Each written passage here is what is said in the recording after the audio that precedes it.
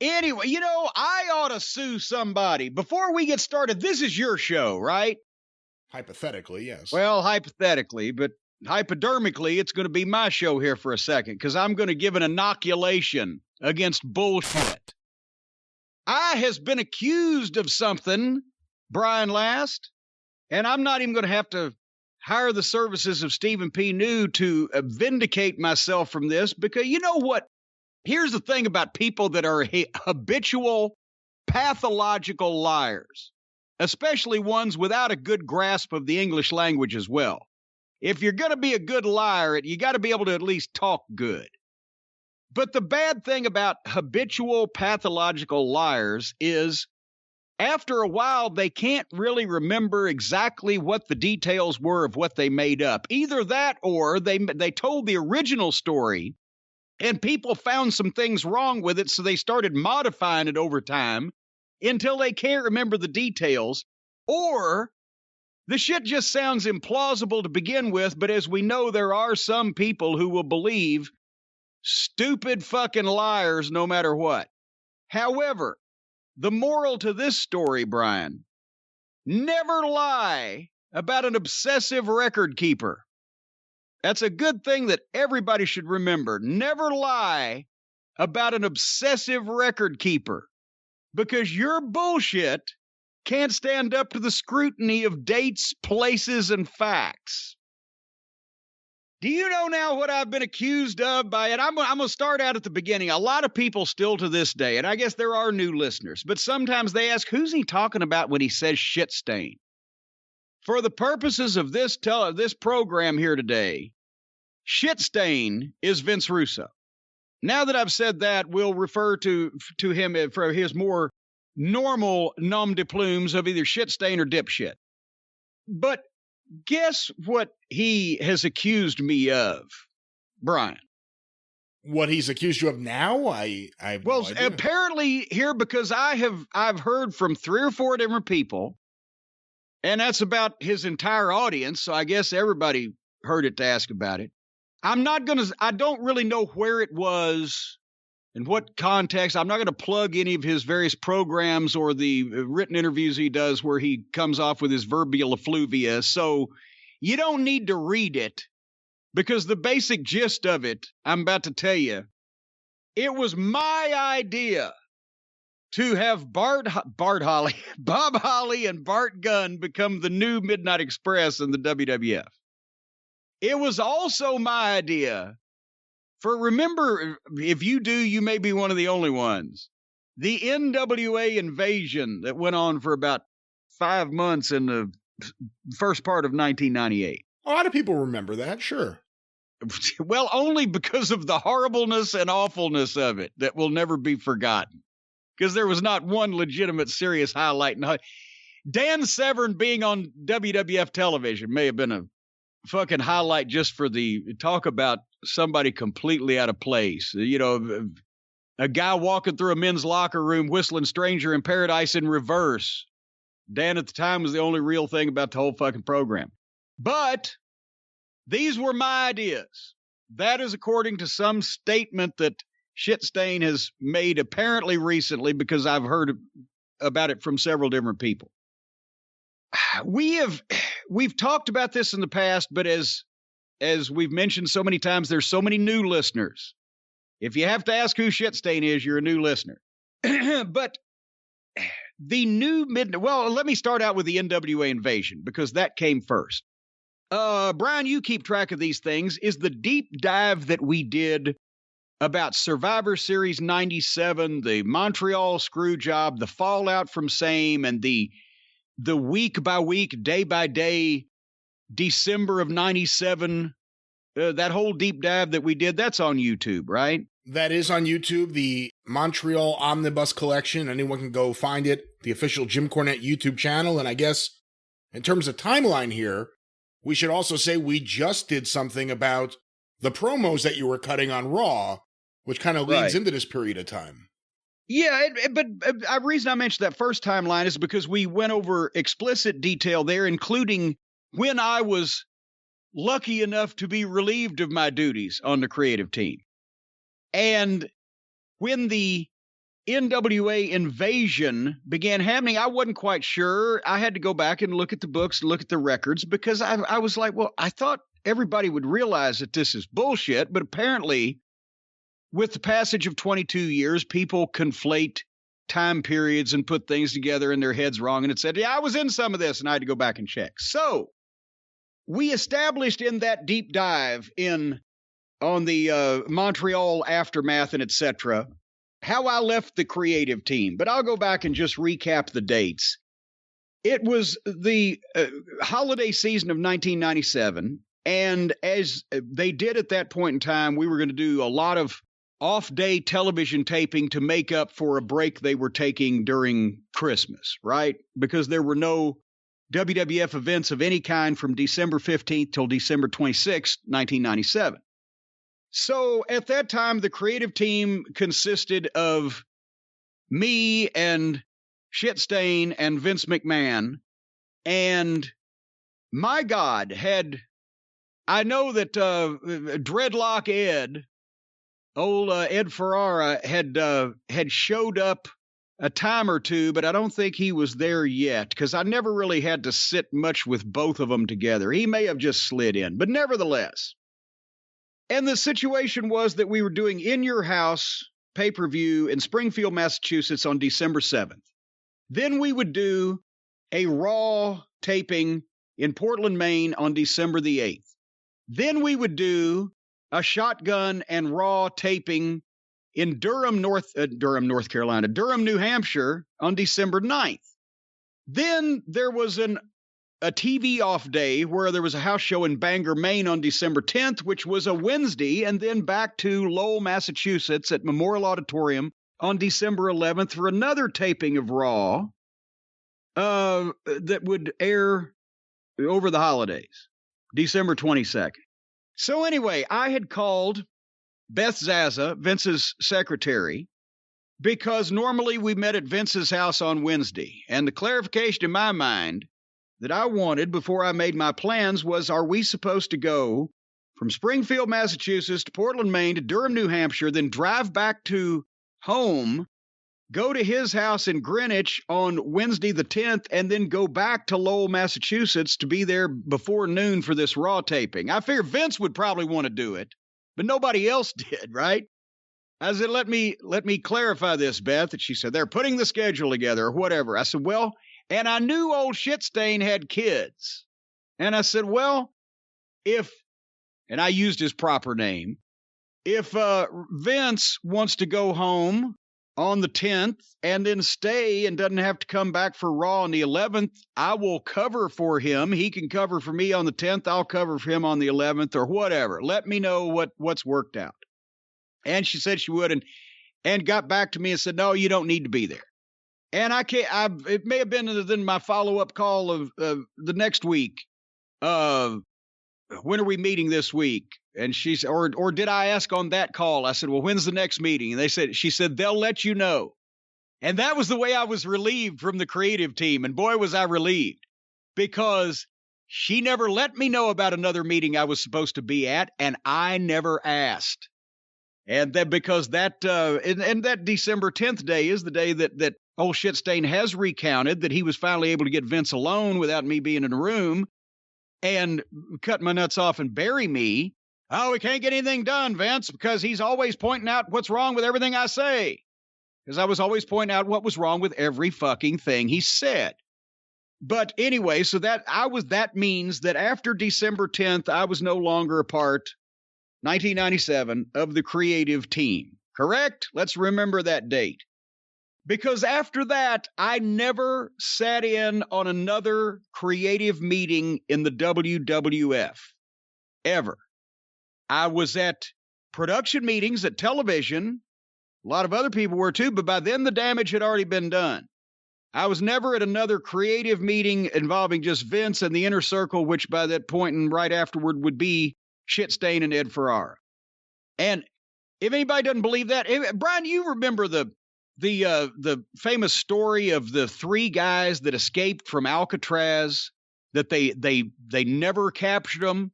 They never found the bodies. Those guys were never seen again in public But the story went around, especially in the prison, that they had made it, that they had got away with it because it gave people hope. Do you think when they closed Alcatraz as a prison and made it a tourist attraction, that if those three guys did actually make it out of fucking Alcatraz, that they would have come back to take the tour of the place later on? Certainly not. Well, I never went to another goddamn creative meeting at Vince's house after I was relieved from that position. And as I believe I've also mentioned, the fucking idiot uses that as an excuse to explain why I constantly, and at that time and all the times after that, have taken the piss out of everything he's ever done. Well, he lost his job. I didn't lose my job.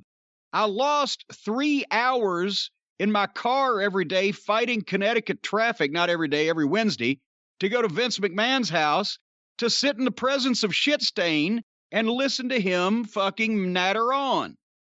I was making the same amount of money, and I was employed by the company in Connecticut for another year and a half, making the same amount of money. I just didn't have to go through that shit.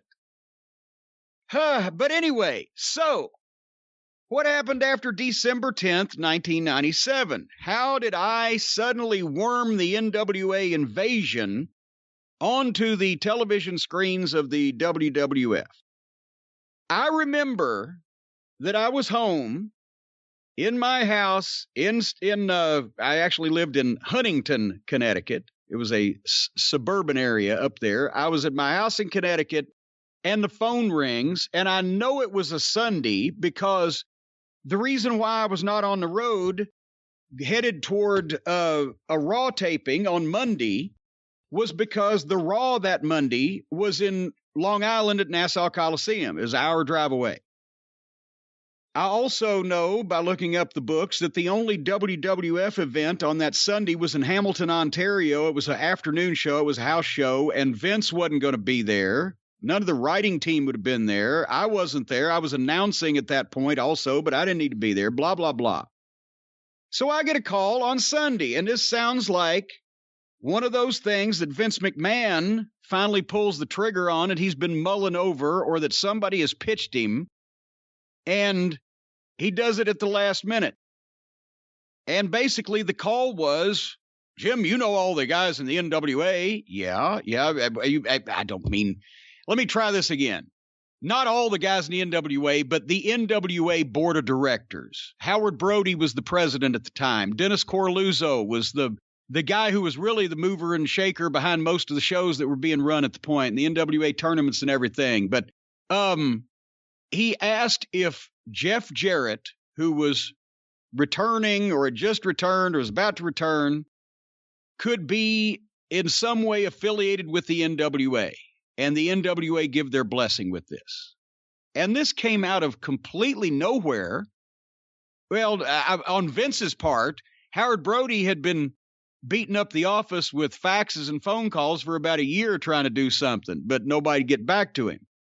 But all of a sudden, but it made sense because everybody knew that Vince Russo, for whatever reason, at that time was friends with. That's no longer the case. Jeff saw through him after a while, but it was friends with and liked Jeff Jarrett. And why he liked the epitome of a Southern wrestler, and I mean that in a good way, in a positive way, I have no idea, but everybody knows that he and Jeff were close, and Russo's the one that for several years, the only time Jeff got used was if Vince was in charge. Anyway, I say, yes, I know these guys, and can they come to television? Can Jeff be the NWA world champion? I said, no, they've already got a goddamn NWA world champion, and they can't switch it in the next 36 hours. But I'm sure they'd like to work with you. And I knew, and I'm trying to think, you might know, was it Dennis or was it Howard that got that brand new, nice looking NWA? What was it? The North American title? North American, yeah. The belt. They had a nice new belt. One of them had got that belt, and I said, they got a North American title, and it's a pretty belt, and I bet you, he could be that. Well, find out. So that's the direction I got on this. This is Sunday. I'm at home in Connecticut, and our TV taping the following day, as I said, was in Nassau Coliseum in Long Island. And then the following day, was Raw for the next week. December 30th, we were taping in New Haven, Connecticut, taping Raw for January 5th. And that's where they wanted it. So I call Howard Brody because he's the one's going to have to make this decision. And I went to Howard's biography. And because I knew that was a very short notice thing. And Howard wrote a biography. His original manuscript was 1,000 pages. He wrote down every fast food order he'd ever made. And there's a couple of factual errors here in this couple of paragraphs, which I will point out. Well, they're just the ones I'm going to read, but it's the way that Howard saw it in his mind. Because this is the way he started out. About a month later, because he'd talk about continuing to reach out to the WWF to no avail. But about a month later, during a Sunday night booking committee meeting, that's because I called him on a Sunday night, and I said, Howard, I've just heard about this. So he thought we were in a meeting. I'm sitting at fucking home, suddenly got into, like when they called me and said, hey, can you get a bump and hoe for Tuesday in Phoenix, right? But after a Sunday night booking committee meeting, we'd never had one of those. Vince, unless it was a production meeting at pay-per-view, McMahon, Cornette, Vince Russo, and the rest of the writing staff. I also didn't call Howard and preface him, hey, Howard, I'm not on the writing team anymore, but we got an idea. They were trying to come up with a storyline for Jeff Jarrett, who was returning to the WWF. Someone suggested he hold some type of championship and tout himself as being representative of some imaginary organization. I actually didn't remember that part of it. I thought we got specifically to the fucking NWA because it's why I was calling him. But anyway, he says, while McMahon liked the concept, he didn't like the idea of a fictional group. So Howard probably nosing around. This may be some of the backstory. He then turned to Cornette, or he phoned Cornette and asked, what about the NWA? Cornette knew all too well we'd jump at the chance to get the NWA brand on WWF television, especially after trying for nearly a year. So basically, that's how it happened. That Sunday night, Cornette called me in Tampa to ask if Dennis and I could be in New Haven on Tuesday, explaining that they wanted to give the NWA North American title to Jarrett. I later learned they initially wanted Jarrett to have the world title, but Cornette knew we wouldn't go for that. But without hesitation, I said yes, and Cornette said he'd call Dennis to fill him in. A half hour later, Dennis called me. So that was fucking Sunday night to do this on a Raw taping on Tuesday. That's how they started fucking thinking. No advanced planning whatsoever, but again, that's the first I heard of it when it was a fucking deal where, okay, ask these guys if we can do this. So in New Haven on December 30th, I have Howard Brody there. I have Dennis Corluzzo there. We got the title belt there. Jeff is back. And the big debut of this is I basically go to the ring with Dennis and Howard and announce that these are the representatives from the NWA, and the next match will determine the new NWA North American champion. And then Jeff Jarrett wrestles Barry Windham. And after I whack Barry with the tennis racket, Jeff pins him in 3 minutes and 35 seconds. So this NWA invasion starts with me bringing out two guys that, and in all due respect to Howard and Dennis, two guys that nobody on national television had ever seen before or had connected in any way with the NWA that hadn't been a major force on television in 8 years. And I announced that the next match will determine the North American title. And then Barry Windham, who 10 years to the day previously had probably been the best worker in the business, who had injuries at that point, had gained weight, had not been presented in a major spot in either promotion in several years, and honestly saw, because he was smart to the business, saw the spot he was being put in and was less than motivated. And Jeff Jarrett coming back trying to make the best of it in 3 minutes. And then, Brian, do you remember what happened after that match was over with? No, actually. As soon as that match was over with, they ran Steve Austin out, or Steve Austin out. Neither way, they ran Steve Austin out, and he fucking hit a stunner on Jarrett, who just won this prestigious title, and then got up and mocked his fucking strut. So that obviously was my idea. That's the way that I would debut newcomers and a new promotion and an invasion. This wasn't an invasion. The NWA invasion was like the invasion of the United States by the Isle of Malta, right? So then... Wait a minute, let me stop you, because you've been going on for a little bit. I know I have. Just to clarify, Vince Russo is now saying that this was all your idea? This is the quote that I was sent that was reproduced on a news site. As I said, I'm not going to give any of his broadcasts or any of his interviews but the reasoning behind this whole thing that I'm going through and about to go through for you, more of this, is that Vince McMahon was supposedly fed up with me sitting there telling all these stories about the old days and the real wrestling and the NWA and the Midnight Express, and he decided to just say, fuck it, we're just going to go ahead and book this and show Cornette that this shit won't draw these days. Because, of course, that's the way Vince McMahon thinks. Say what you will about him, and we have, especially lately, a lot. But I don't think anybody's ever said that he, as a personal rib, was going to give over a bunch of his television time to shit that he didn't even think was going to work and wasn't entertained by personally, just to prove a point. And also, see, here's another thing. You know, these fucking pathological liars, they justify in their heads what they're saying to themselves so often in going over their stories to get it straight, and or they're sympathetic to themselves anyway, so that ends up being the way they remember it. But I've mentioned before stories about being on the creative team when it was myself and Bruce Pritchard and Vince, and JR was there for a lot of it, and that was the four of us that would ride in the car to the TV tapings for the majority of 1996, pay-per-views and TVs when we were officially traveling. We would tell a lot of stories. If you're in the car, or more importantly, Bruce and JR and I would tell a lot of stories when we were waiting for Vince McMahon, which happened a lot.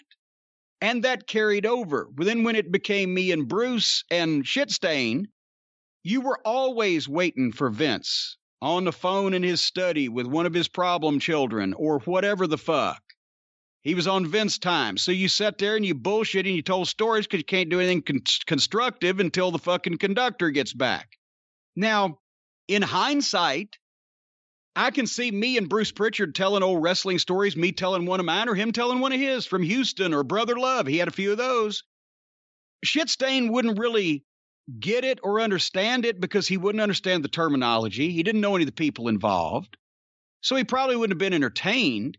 But I never, in creative meetings where we were trying to work, just sat there and told stories for the specific nature of telling stories. What I did was I pitched shit, because that's what we were supposed to do. When you book, you throw ideas out. What if so-and-so did this? What if so-and-so wrestled this guy? What if this was the fucking finish? What if this was the angle to make these two guys mad? So you draw on personal experience, things you've done or things you've seen. So if in pitching stuff like that I was somehow going, oh, and then also you should bring these same guys back and book them now. Well, in some cases I may have, if they were still working. But no. But see, here's the problem there. Shitstain had never pitched angles or finishes because he'd never done any. And he didn't know what those words meant. It was like, I can see where he may have been frustrated because watching me, watching JR, even watching Bruce, it's kind of like watching a pilot fly a plane. Oh, you can tell that the end result of whatever he's doing is working, but you have no idea how the fuck he's doing it. Because he didn't know what the fuck any of this was. And he didn't know who the fuck or what the fuck any of us were talking about. He was watching Jerry Springer. He had seen as a fan wrestling angles, but he was watching Jerry Springer. But anyway, that's his reasoning, is that Vince McMahon, not Shitstain, but Vince McMahon decided to show me after I was already off the creative team because couldn't work together with Shitstain, that all these guys, that this wouldn't work and etc., just to prove a point.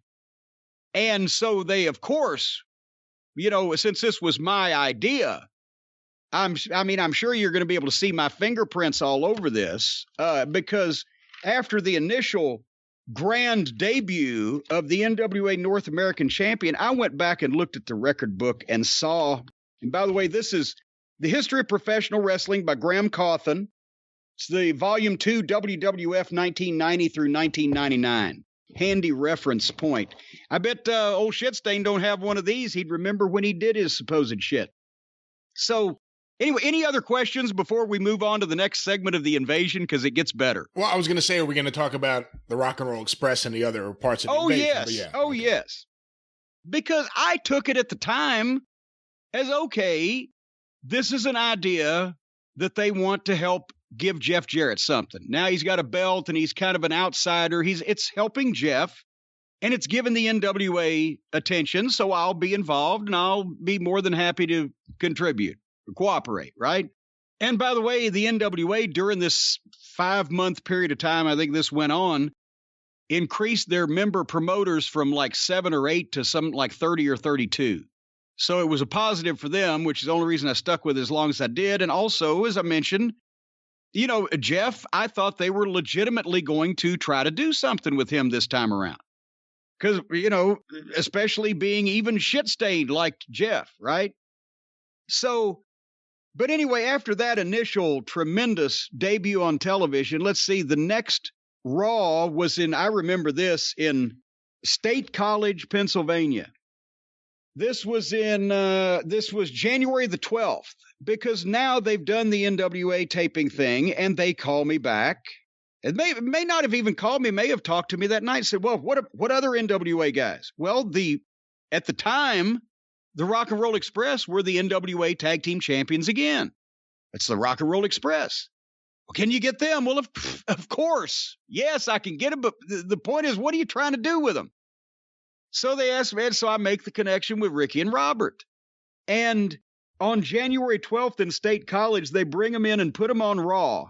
Now, by the way, the Rock and Roll Express are, at this point, still to that time, the most popular babyface tag team attraction that Vince's only major competition over the previous 15 years has ever had. Because the Rock and Roll, when they were there, they were more over. The business was hotter than it had been to that point in time until 1997. They started heating up again. Now it becomes the Monday Night War thing. But do they do a history package? Do they do something to indicate in any reason, any way, why that you should like these guys who were last seen on national television 7 years ago? Because they'd been in Smoky Mountain all that time and had the one match in WWF 5 years beforehand. No. They throw them out there. Listen to this match. Skull and 8 Ball. And all respect to the Harris Boys. I like the Harris Boys too, but they weren't exactly goddamn being used like fucking the Road Warriors at that time in the WWF. It was all that faction warfare bullshit, and it was on the low end of that. They were coming down, right? Skull and 8 Ball defeated NWA Tag Team Champions, the Rock and Roll Express, via disqualification in a non-title match at 2 minutes and 29 seconds. He didn't, I mean, maybe in hindsight now he was trying what he thought would get these guys over, but this looks like a complete sabotage job if being done by anyone that knows what they're doing. And the only reason you have to question it is because we know he didn't know what he was doing. Hold on. Were we at the we were in the Royal Rumble. I think Jeff was fucking with Owen in the Royal Rumble. But then, okay, Raw in Fresno, California, January 19th. We all had to go to Fresno for this. NWA North American Champion Jeff Jarrett with Jim Cornette and the Rock and Roll Express at ringside, pinned Bradshaw with Barry Windham at 3 minutes 41 seconds after Windham accidentally clotheslined his own partner. After the match, Windham turned on Bradshaw. Once again, in 4 minutes, Jeff's lost. Rock and Roll Express wandered around ringside. We beat poor Bradshaw because Bradshaw and Barry Windham had been the failed new Blackjacks. So this is all just a mess playing out on television. As a matter of fact, the next day on a Raw taping, Jeff Jarrett, who I thought they were trying to push, the North American champion, beat Chains, who was Brian Lee, after the Rock and Roll Express interfered. So it took Jeff help from the Rock and Roll Express to beat a guy they were using in the middle. And Jeff was the star of this group. Let's see. Where's the next Raw? Some of these are fun. Hold on here. I got to get to, I think Evansville, Indiana. Yeah, Evansville, Indiana. Jeff Jarrett and Barry Windham beat the Legion of Doom by disqualification in 5:57 when Bradshaw interfered and chased after Windham. That's when they had brought the Legion of Doom back and wanted to bury them too. Hold on here. Here's a classic. Dallas, Texas, Reunion Arena. This is on Raw as War. NWA Tag Team Champions Ricky Morton and Robert Gibson defeated the Headbangers via disqualification after one of the champions was thrown over the top rope to the floor, which was against NWA rules. Yes, we were going for using NWA rules, but every match that any of these guys had ended in a DQ or a run-in or a count-out. European champion Owen Hart beat NWA North American champion Jeff Jarrett by disqualification. The Headbangers then got involved in this. Poor Headbangers. The Headbangers the next week, actually the next day in Waco, Texas, Headbangers beat Ricky Morton and Robert Gibson for the NWA tag title after Cornette hit Thrasher with his tennis racket, but Thrasher fell on top of Ricky Morton. During the bout, Thrasher threw Robert Gibson over the top to the floor, which would have caused a disqualification under NWA rules, but Hebner didn't stop the match. All this middle card bullshit. So this is going through February. Anyway, it's all DQs and 2-minute matches. I remember one, the print is too small for me to find it right off, but it was some kind of goddamn 6-man tag where now the Rock and Roll Express have turned heel and they've joined up with me, and so is Barry Windham, but Taka Michinoku and the Headbangers are on the other team, and we're going to have a 6-man tag match where the Headbangers are going to do a promo, set Taka up to give a funny fucking comedy punchline. We're going to have a 6-man tag, and there's going to be a finish, and then we're going to turn on somebody else, and there's going to be a switch and whatever the fuck. And they sent us out there and said, the segment, you've got 4.5 minutes, including entrances. So we went out as quickly as we could. And the Headbangers set Taka up for the line, and Taka delivered the line, but because Taka's accent was so thick, absolutely nobody understood what he said. So nobody reacted. Then we had a 1.5 minute 6-man tag, did a ridiculous finish, fucking did some kind of afterbirth, and everybody's going up the ramp, and it was live too. They couldn't fix it, right? And I'm fucking beside myself, and everybody's got their head down, and I come and I see Shitstain berating the Headbangers and Taka for the delivery of the line or whatever, and they walked off, and I went over to him. It's when I knew by that point he was a complete idiot, but I didn't hate his guts. I was still trying to help him in some respect. And I sat him down, and I said, just so you know, I said, that out there was the shits. We all know it was the shits. It was poorly conceived to begin with, and we didn't have enough time to do it, and it was too busy, but it was still the shits, and it was done a shitty way, and everybody knew it. And you were talking to some guys that are happy to be here and glad they've got the spot. But if you talk to certain people, certain wrestlers like that, when they've come back from laying a complete shit in the ring on national television, and you start browbeating them like that, they're going to beat the fuck out of you. You wait till everybody goes and sits down in a locker room, and then you say, well, that was a shits, wasn't it? Well, what happened? But you don't browbeat them when you're the one that gave them shit that couldn't possibly be done, and it wasn't going to be very good to begin with, and then you're yelling at them about it afterwards. Somebody is going to beat the fuck out of you. But he never listened to that advice. Anyway, so we went through the whole Rock and Roll Express here. Oh, and then he tried to start burying the Headbangers. Poor Headbangers.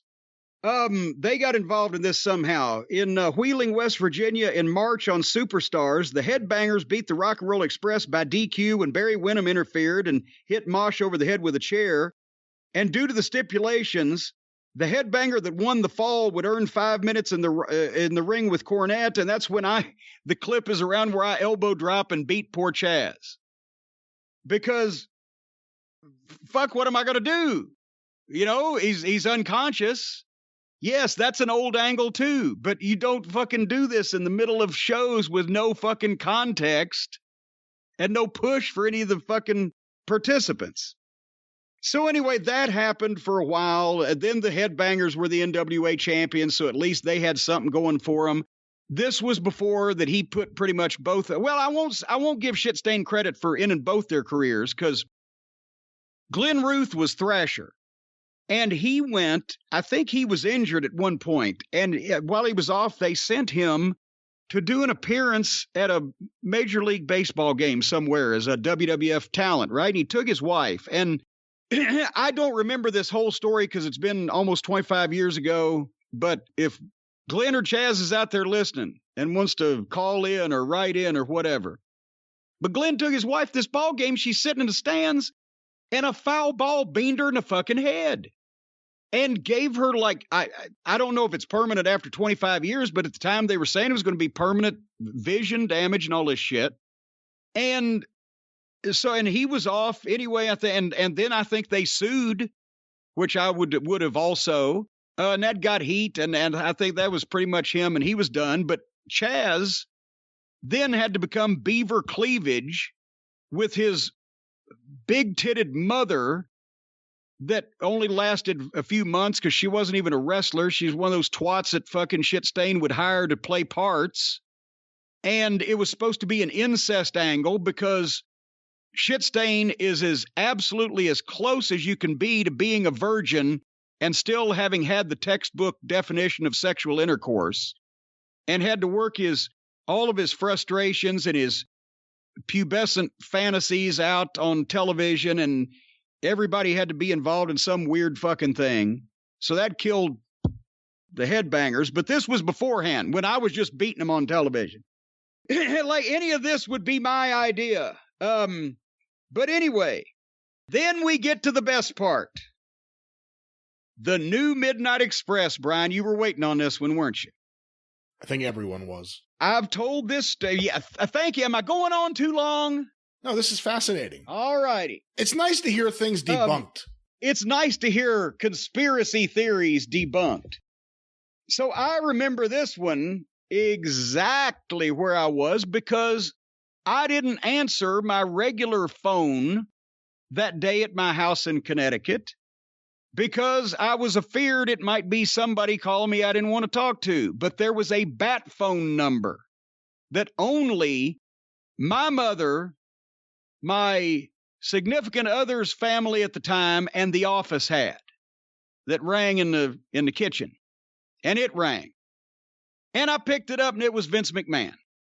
And I said, oh, this can't be good.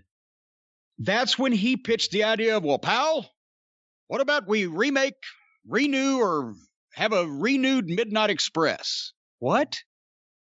Well, yeah, you know, because I'd been managing the rock and roll, and I'd been involved in a thing with Wyndham and Jarrett and blah, blah, blah. And I think at that point in time, Severn was on the way. He wasn't quite there yet. Okay. Well, we're thinking about Bob Holly and Bart Gunn. Okay. Bob and Bart, both at that time, were guys, they weren't doing hardly anything with them. They were barely booking. And I liked Bob Holly, especially as a talent. A lot of Smoky Mountain Wrestling fans will remember he was on my first taping, and I did about the first 6 tapings. Bob Holly, before he became the modern Bob Holly that most people know with the buzz cut and jacked up 260 pounds or whatever, and fucking, he was a long-haired, 220-pound, classic Southern heel wrestler when he was in his early mid-20s. But he had come along right after the downfall of the territories. He used to come up with Pat Rose to Georgia, or to TBS shows in Atlanta and do jobs. And I saw him there, and that's when I was starting to think about Smoky Mountain Wrestling. I said, this guy, he reminded me of Bobby Eaton when he was younger.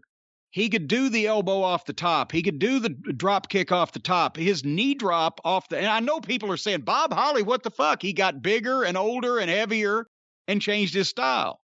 But when he's in his mid-20s, he was the closest one that to this day that I've ever seen that could do Bobby Eaton's knee drop off the top, similar to Bobby. Nobody's ever duplicated it, but he was very close.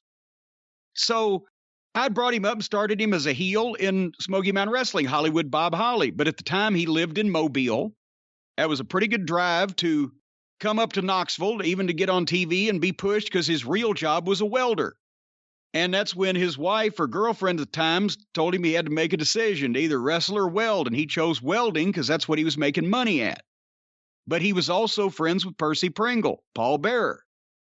And after he'd had to pull out of Smoky Mountain, it was probably about a year later that Paul had pitched him to the WWF, and they brought him in because Bob also in his spare times, he did things really good that he couldn't make any money at.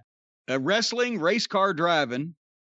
But one of the things he also did was he wasn't like fucking Dale Earnhardt, but on a local level, he raced cars. So that's another of those things that Vince fixated on and brought him in as the wrestling racer, Thurman Sparky Plug. Remember that? And actually they fucked that up because I think Thurman Sparky Plug was supposed to be a takeoff on STP, but they reversed the fucking initials. I think so. I think that's right. And I got to be honest, I had to fuck with Bob a little bit. When he first got up there, I was glad he had the job. But I was like, see, that's at the time when Smoky Mountain had a relationship with the WWF also. And some of my guys were starting to come up. I said, see, if you'd have stuck with me last year, you'd have to be up here under your real name instead of getting to be called Sparky Plug. He was fucking hot, right? Because he didn't like Sparky Plug. Nobody did. It was fucking stupid. But anyway, then they changed it to Bob Spark Plug Holly and blah, blah, blah. So I liked Bob. And Bart Gunn, the Smoking Guns, the Bodies had a nice string with them. And we'd worked with them with Yoko and Owen. They were good athletes and good young guy. Billy at the time, they were both, in their 20s. So I didn't want to piss on it, the idea of a new Midnight Express, if these guys were going to get a chance. But I knew it was doomed because it's like they didn't learn from the new Diesel and Razor. I said, well, could I manage these guys and give them another team name and I'll manage it? Well, no, we want it because the people know you with the Midnight Express. See, that's the thing. Here's another part about Shitstain's revamping of history. Me and Vince McMahon and Shitstain were never, that I remember, in a car at the same time. We never traveled together because he wasn't on the team when it was me, JR, Bruce, and Vince. And as I've told stories many times before, not only did that foursome break up as far as writing to the TVs because Shitstain came into the creative team, Bruce went into work in the office, JR was more doing announcing, whatever. It was also because on the rare periods that Vince wanted to drive, nobody wanted to ride with him because it scared you to fucking death. Bruce was JR's quote to him when he quit was, Vince, I love you, but I'm not going to ride with you anymore because I want to live to see my daughters again. I never was that blatant. I just figured out ways to get around it until that was no longer an issue. After that time that Vince drove us back from Albany to Stamford when he was mad they rerouted us due to weather and we were 100 miles an hour for 3 hours in a goddamn severe thunderstorm. But anyway, I've told the story before when we would go into convenience stores after the shows, or we'd be in the arenas and the security guards, especially in old Crockett territories, they would see me when I was on television managing the WWF champion Yokozuna or the tag team champions Bulldog and Owen or whatever. They would point at me and still go Midnight Express because that's what they remembered, because wrestling in 93, 94, 95, 96 was not nearly as popular as it was in 1985, 86, 87. And you would get that look on Vince's face, right? You'd see it like, but I wasn't pitching the idea of bringing the Midnight Express in because at the point in time that I was there working in the WWF, only one of them, Bobby Eaton, was still even wrestling. And he was under contract to TBS. So anyway, Vince calls me, new Midnight Express, Bob Holly and Bart Gunn. All right, okay. I actually said, let me call you back because I called Bobby. And I got him at home because they weren't really booking him down there either. And I told him what they wanted to do. And I said, I won't do this if you don't like it. And he said, Corn, the same thing. Well, if they want to use those guys, I don't care. Okay, so I called back and said, all right, Bobby didn't have a problem with it. We'll call them the Midnight Express. Since they've never teamed up before, when should we get them together? So I actually had to suggest that they fly them up to Stamford and go to the ring at the studio so that they could actually work out a couple of tag team moves before they put them on television as a fucking new version of the most accomplished heel tag team of the previous fucking 15 years. And that's what we did with 1 or 2 practice sessions where I just showed them a couple of the Midnight's double team things, but also they just got the feel of each other and how each other reached out for the tag and their timing on spots and shit. And it wasn't like you could manufacture the Fabulous Kangaroos in 2 workout sessions, even with 2 guys that are really good athletes and good workers in their own way. But we found that's what we did with the original Midnight Express was we found a few moves that each one guy could do that looked good when they did them together as some sort of double team. And we went with that. And I can't believe there was more than a week, I don't think, of pre-notice on this, but if I'm looking at the records right, their big debut, here we go, March 30th in Albany, 1998, Albany, New York. They just fucking showed up as the goddamn new Midnight Express and beat the Headbangers to win the tag team titles of the NWA. That weren't over, that nobody'd put any fucking thought into anyway. But they were teasing my taint a little bit. March 31st in Syracuse, that's when Dan Severn debuted. Because obviously I knew where the shit was going with the undercard shit with the Headbangers and rock and roll and the new Midnight Express. It, is giving them a chance to get booked, but I had hopes that they would not fuck up Dan Severn because Shamrock was there. You get Dan Severn in the goddamn same company as Ken Shamrock. A lot of people may not remember 20-something years later. Brian, you can probably give more details than I can, but the 2 biggest pay-per-view buys of the UFC up to that point in time had been the first 2 Severn Shamrock fights. Is that pretty much correct? It sounds correct. I don't know for certain off the top of my head. And I know in dates, and it's been 22 years, but they had 2 fights, Severn and Shamrock, in the UFC on pay-per-view in the mid-90s. They each won one, and they had each done and this was before they had television. This was before The Ultimate Fighter. There was no UFC on broadcast television. People have to remember that point in time. And they had done over 100,000 buys at that point, I think, each, or maybe more than that. I can't remember, but obviously out of the ordinary buy rates.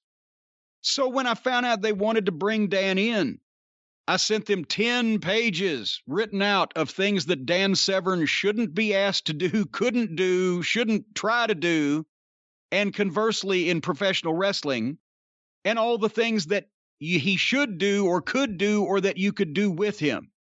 You couldn't make him one of the boys. You couldn't make him another wrestler. Dan was never a smooth professional wrestler.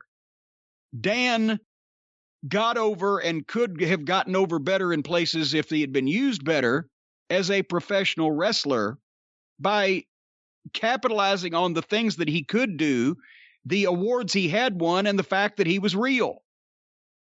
Dan Severn, as I've mentioned before, was one of the most decorated amateur and professional athletes the United States has ever produced. He was a legitimate all-time superstar in amateur and collegiate-style wrestling around the world. He was a UFC heavyweight champion, UFC super fight champion, the UFC Triple Crown winner. They inducted him later in the Hall of Fame.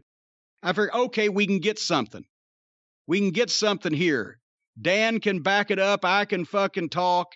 And his debut on March 31st in Syracuse on the Raw that aired for April 6th, he was matched with Flash Funk, obviously, Too Cold Scorpio. We worked that match out. I did the guest commentary trying to explain to people who Dan was. He and Scorpio got in the ring. Scorpio knew what fuck was going on. And it was probably the most legitimate thing that people had seen on Raw, legitimate looking thing that people had seen on Raw, and maybe before and afterwards, except the Brawl for All didn't look this legitimate, and it was. Fucking Dan rushed him and fucking snatched him with the belly to belly, rushed him in the ropes and flung him across the ring. Did the thing where he drove him through the ropes. It was a shoot style thing. That was a prototype for the style that Dan should have.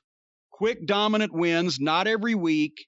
Talk it up, have Shamrock get involved on a personal basis and settle their fucking rivalry before, honestly, people saw that Dan probably wasn't going to wrestle professional style. He was going to do what he did. But you could get that fucking pay-per-view out of it, right? They did nothing. So after this initial fucking debut, then they started having Dan work like, one of the boys like everybody else, and it wasn't special anymore. That he never touched Shamrock, I don't think. But anyway, that was hope I had for a little while, and they started doing the other bullshit. But then finally, with the new Heavenly Body thing, the only time that I ever New Midnight Express or New Midnight Express thing. The only time I ever pitched anything for the New Midnight Express, they were booked in Greenville, South Carolina on April 24th in a house show against a rock and roll on the card. And the place was sold out because WWF hadn't been to Greenville in fucking 10 years, right? Suddenly they're there. And it was the new building. It wasn't the old municipal auditorium. And the people loved the match because they loved seeing the rock and roll in person again. And they liked the fucking, it was kind of a little nostalgic thing. And then the next day they were in Fayetteville, did almost 10,000 people, and the match the same way. The people like seeing the Rock and Roll Express again. So I said, we got to put this thing. I called JR because we were doing a pay-per-view in Greensboro at the Coliseum. April 26, 1998. It was Unforgiven 98. And as a matter of fact, I don't have my book here with the attendance figures and etc., but that was the first time that a wrestling show had drawn more people, and they had jacked the roof up since then on the Greensboro Coliseum. But that was the first time that a wrestling show had outdrawn Starrcade 86 in 1998. And that's when the market rep that did the advertising came into me that day, and he said, we filled it up because the capacity at that point was like 21,000 people. And in the old days, the Starrcade days, it was like 16.6. And he said, they said, this is the biggest wrestling crowd that's been here since then. It's the first time that I think they beat the gate by like 30 or 40 grand or whatever. He said, but do you know how many comp tickets Crockett's people gave away for Starrcade 86? How many free tickets? I said, I got no idea. He said 30. What? They gave away 1,500, 2,000 in the WWF on all the radio stations and sponsors. There were 30 comps out for Starrcade 86. Anyway, I called, I said, put the match on the fucking pay-per-view. Let the people in Greensboro see the Rock and Roll Express. And that's when they did. And we had the match, and they went about 8 minutes. And fucking, we beat them because they couldn't switch the fucking belts because, they didn't want to fucking switch the belts. I don't know. But anyway, that's the only time that I ever suggested that me or anybody else ever be specifically added to a show. And at that point, then, the whole fucking Midnight Express thing was just blah. And that ran, and mostly on the house shows. I mean, there's a few other TV things we did. They did put the New Midnight against Degeneration X at King of the Ring in June that month, so that they could let Degeneration X beat them on the way to the, what were no, it was the WWF Tag Team Champions. Billy Gunn and Road Dogg at that time beat the NWA Tag Team Champions in less than 10 minutes. That's when I had to wait a minute and a half for China to come around and hit me in the nuts. That's, I think, the only pay-per-view match they got ever. It was ridiculous. I mean, you could say that it was just like amateur booking, like the guy at AEW now. He'd never done it before, and he thought this is the way you get people over. But anybody that knew what they were doing or knew what they were looking at said, well, these guys are all being buried specifically. They can't beat anybody but each other in 3 minutes, usually by disqualification, and nobody knows why they're there to begin with. We were fence post turtles. So then finally, the start of the, where was it? The start of the Brawl for All. Here we go. We had a house show in Atlantic City, New Jersey at the old convention center on July 11th, 1998. And even though I didn't have to, I was getting paid. I only really managed the Midnight and all these other guys on television. And sometimes house shows, if they were drivable from the Northeast, I was getting a payoff from the talent pool. So I was going to make the same thing whether I went or not. If I was booked, I went because I was a good, soldier. But I remember I went down to Atlantic City because I had the next day off, and I spent the night, and Dennis Corluzzo and his gang and I went out to eat, right? But I remember also at that show, the Headbangers beat the New Midnight Express in the opening match. And the only person at the headband, that was my gimmick, and I loved those guys too. But the only person, or the only team that the Headbangers could beat was the New Midnight Express. And it gave me flashbacks to when the original Midnight Express had to wrestle the Dynamic Dudes because that was the only team that Herd would let us beat, right? I'm like, this is fucking ridiculous. And I was grumpy anyway. And then I showed up in the Meadowlands on Monday the 13th for Raw. And that was going to be the debut of the Brawl for All. And in the production meeting, I learned that Bob Holly versus Bart Gunn would be in the opening round. And after the production meeting, I went up to Shit Stain and several people sitting at a table. I said, okay, the New Midnight Express is done? Well, no. I said, then they're fighting each other. And he did that shit where he looks at you like everybody is supposed to be able to think like an idiot. And he said, but this is a shoot. What? Well, this is a shoot and there's real money up. So they would fight in this, but then they could still be partners. I said, you blithering fucking idiot. And this is a quote now. I said, you blithering fucking idiot. I said, this is all supposed to be a shoot. And yes, there's prize money, but this $10,000 or whatever it is, if you win each fight, they're the NWA tag team champions. They're trying to be the WWF tag team champions. You mean that's a life-changing amount of money? 10 grand to a professional athlete that he would want to goddamn fucking break up his successful championship tag team. The point is, it's all supposed to be a shoot. You can't have these guys fight each other, especially for real.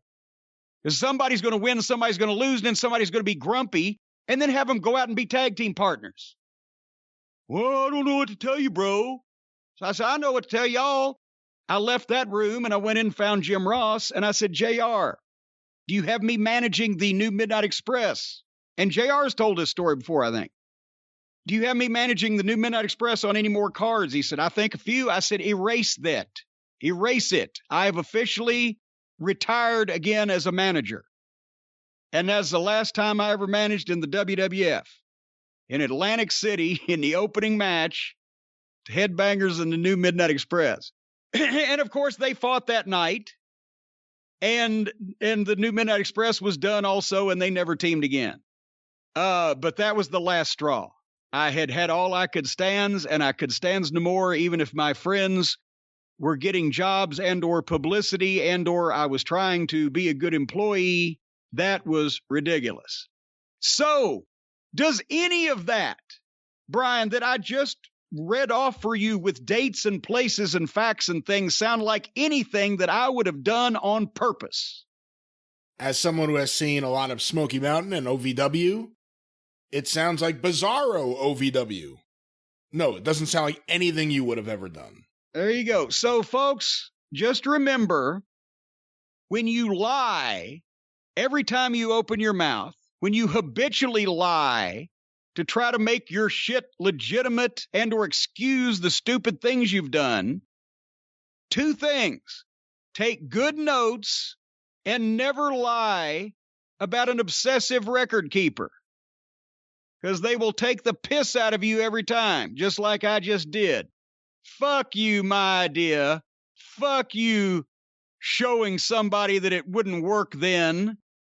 You could have brought goddamn the most famous wrestlers in the world, from Abraham Lincoln to Frank Gotch to fucking Dan Gable, and put them in those situations, and people would have farted in their general direction. And I didn't have nothing to do with it except trying to cooperate. That's what. Yeah, have you noticed a theme? Every time that I try to be good for somebody else's benefit and cooperate with something because I think it will help somebody else, I end up looking like shit and end up trying to choke somebody anyway. People will probably laugh, but I've always thought you were too much of a nice guy in certain situations. Yes, and that's why every time that I eventually end up trying to choke somebody, it's because I have attempted to do a good deed that has been turned against me. And which is why I have totally given up on being cooperative in any instance of anything that I don't want to fucking do. Because it always falls in a hole and I get to fucking shit for it. You know, it's enough to drive you just absolutely berserk. I need somebody to talk to. I'll tell you, I talk to you all the time. I guess you're good enough. But folks, if you don't have a Brian Last in your life, if you need somebody to talk to, you can talk to the folks at BetterHelp. BetterHelp, it's not a crisis line. It's professional counseling done securely online. They're available worldwide with a broad range of expertise and a bunch of different counselors. They're hiring new ones all the time to handle the demand. You can schedule weekly video or phone sessions, no waiting rooms, no going out in the pandemic. Or if you're out in the sticks and you don't have help available that's reachable within a legitimate distance away from you, now it's just away from your phone or your computer. And if you go to BetterHelp, and that's better, H-E-L-P, BetterHelp.com, you can see the testimonials from the people that have been helped by their service. It's easy to change counselors and find the one that you like. They'll work with you, folks. So go to BetterHelp.com/JCE and get 10% off the first month's services. You can join the over 1 million people who have taken charge of their mental health with the help of an experienced professional. We've had so much feedback from people that listen to the podcast that have emailed us that this was a service that helped them, especially when they couldn't get out in the world and communicate with other people in case of a lockdown. We're not through this whole thing yet, so we may be locked down again. Anyway, the folks at BetterHelp. Folks, this podcast is sponsored by BetterHelp, and Jim Cornette's Drive-Thru listeners get 10% off their first month at BetterHelp.com/JCE.